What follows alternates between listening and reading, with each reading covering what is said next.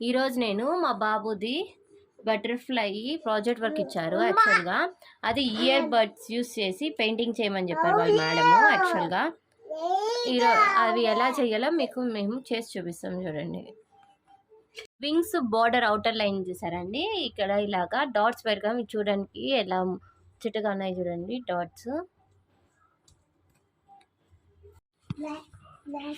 చూసారా ఎలా చేసాము. ఇంకా నెక్స్ట్ ఉన్నాయి. నెక్స్ట్ వచ్చి ఇయర్ బడ్స్తోనే దానికి ఐస్ పెడదాం అనుకుంటున్నాము. అది బ్లాక్ కలర్ యూస్ చేస్తున్నాను. ఐస్ కూడా దానికి కూడా చూడండి ఎలా ట్యాప్ చేస్తాము.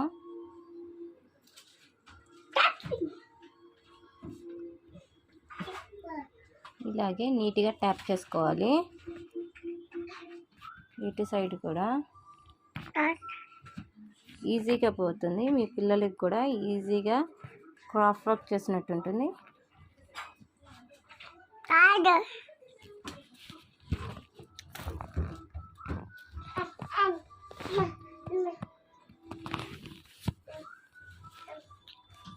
చూసారా, ఫినిషింగ్ అయినాక ఇలా ఉంటుంది బటర్ఫ్లై.